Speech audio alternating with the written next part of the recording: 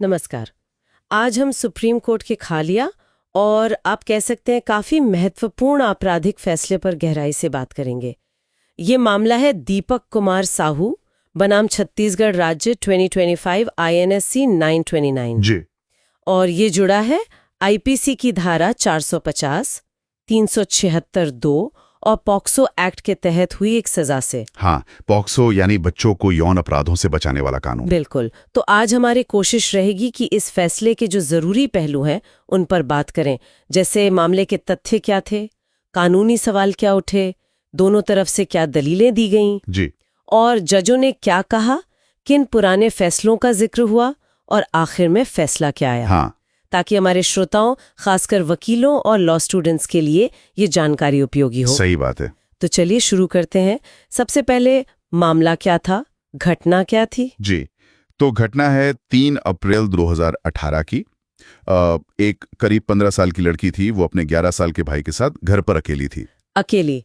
अब माता पिता कहाँ थे? उनके माता पिता किसी रिश्तेदार के अंतिम संस्कार में गए हुए थे। तो अभियोजन पक्ष मतलब प्रोसिक्यूशन का कहना है कि अपीलकर्ता दीपक कुमार साहू वो घर में घुस आया। अच्छा। उसने पहले भाई को तंबाकू लाने के बहाने बाहर भेज दिया और फिर लड़की का मुंह दबाकर उसके साथ कथित तौर पर बलात्कार किया। और फिर भाई वापस आ गया? हाँ, जब भाई लौटा तो उसने अभियुक्त को देखा और अभियुक्त वहां से भाग गया। तो इसी बुनियाद पर पहले निचली अदालत और फिर छत्तीसगढ़ हाईकोर्ट ने अभियुक्त को दोषी पाया। धारा 450 आईपीसी मतलब गृह अतिचार। हाँ, घर में गलत इरादे से घुसना। जी। और पॉक्सो अधिनियम की धारा 4, साथ ही आईपीसी की धारा 376(2) यानी बलात्कार।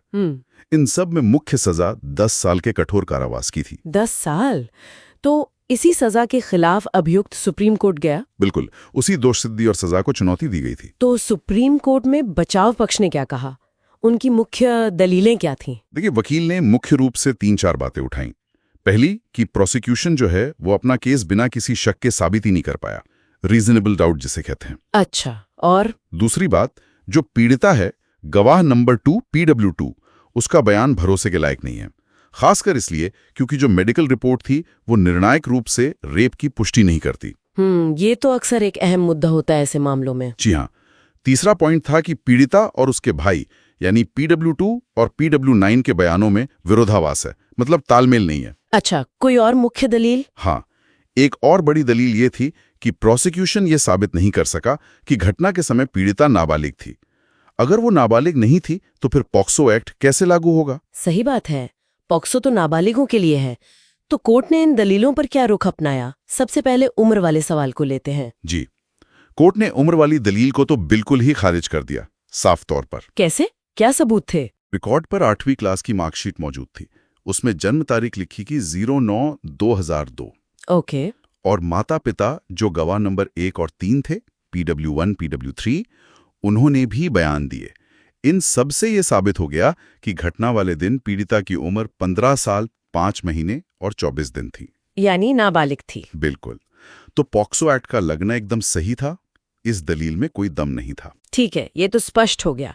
अब आते हैं पीड़िता के बयान की विश्वसनीयता पर। PW2 का बयान, बचाव पक्ष ने कहा वो भरोसे लायक नहीं है।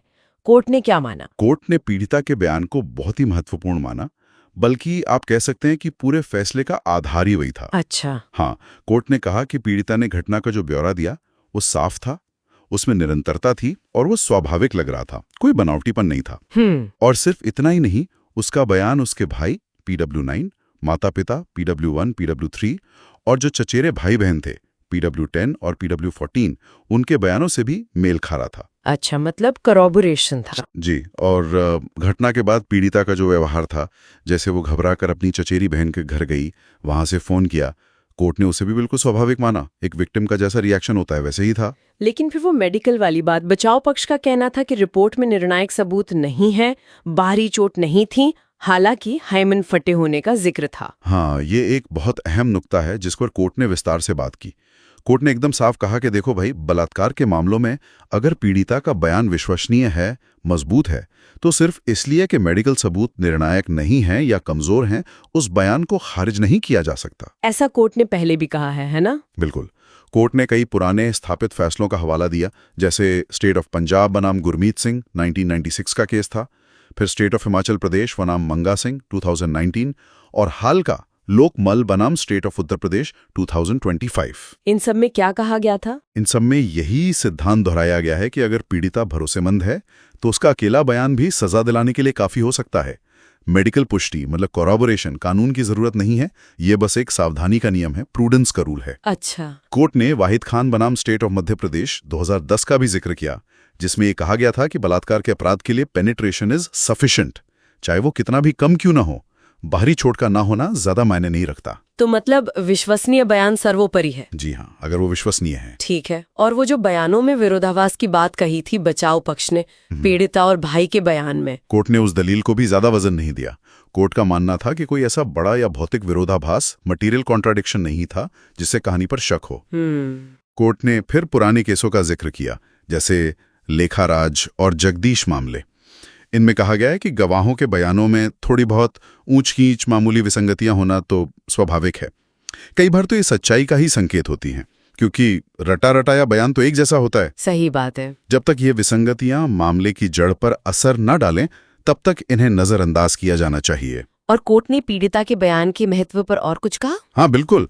कोर्ट ने एक बार फिर इस बात पर जोर दिया, जो वो कई बार कह चुका है, कि बलात्कार की पीड़िता कोई अकम्प्लिस या सह अपराधी नहीं होती। वो अपराध का शिकार है, विक्टिम है जी। इसलिए उसके बयान को शक की निगाह से नहीं देखा जाना चाहिए। कोर्ट ने राजू बनाम स्टेट ऑफ मध्य प्रदेश 2025, चंद्रप्रकाश केवलचंद जैन 1990 और भरवाड़ा भोगिन भाई हिरजी भाई 1983 जैसे केसों का हवाला देते हुए कहा कि जब तक कोई बहुत ठोस कारण न हो, उसके बयान पर भरोसा करना चाहिए। सामान्य नियम यही है। तो इन सारे विश्लेषण के बाद कोर्ट किस नतीजे पर पहुंचा? अंतिम फैसला क्या था? तो कोर्ट ने पाया कि भाई पीड़िता का बयान पूरी तरह से भरोसेमंद है, स्वाभाविक है और दूसरे गवाहों के बयानों से भी मेल खाता है। जो मेडिकल सबूत की सीमाएं हैं वो अभियोजन पक्ष के केस को कमजोर नहीं करती। अच्छा। इसलिए सुप्रीम कोर्ट ने हाई कोर्ट द्वारा दी गई सजा और दोष सिद्धि को बिल्कुल सही ठहराया और अपील को खारिज कर दिया। तो मतलब सजा बरकरार रही? जी हाँ, 10 साल की सजा बरकरार रही। तो इस पूरे फैसले का निचोड़ क्या है? भविष्य के लिए इसके क्या मायने हैं? इसका सबसे बड़ा नेतार्थ मतलब इम्प्लीकेशन ये है कि यह फैसला एक बार फिर से उस सिद्धांत को मजबूती देता है कि बलात्कार जैसे मामलों में अगर पीड़िता का बयान विश्वसनीय पाया जाता है तो उसे सबसे ज्यादा अहमियत दी जाएगी, भले ही मेडिकल सबूत उतने पक्के न हो। बिल्कुल, भले ही मेडिकल सबूत सीमित हों या अस्पष्ट हों। यह फैसला दोहराता है कि पुष्टि, कोरॉबोरेशन कोई कानून का अटूट नियम नहीं है, बल्कि ये अदालत के विवेक का मार्गदर्शन करने वाला एक सिद्धांत है। Rule of prudence, not a rule of law. ये एक महत्वपूर्ण बात है। तो ये फैसला हमें सोचने पर भी मजबूर करता है कि जब वैज्ञानिक सबूत शायद उतने स्पष्ट ना हो, पर मानवीय गवाही बहुत मजबूत और विश्वसनीय लगे, तो इंसाफ का पलड़ा किस तरफ झुकना चाहिए? सही कहा। और ये देखना होगा कि ये जो स्थापित न्यायिक सिद्धांत हैं, इनकी पुष्टि भविष्य के मामलों को कैसे प्रभावित करती है। बिल्कुल। इस महत्वपूर्ण कानूनी विकास पर इतनी गहराई से और साफ तरीके से बात करने के लिए आपका बहुत बहुत धन्यवाद। धन्यवाद।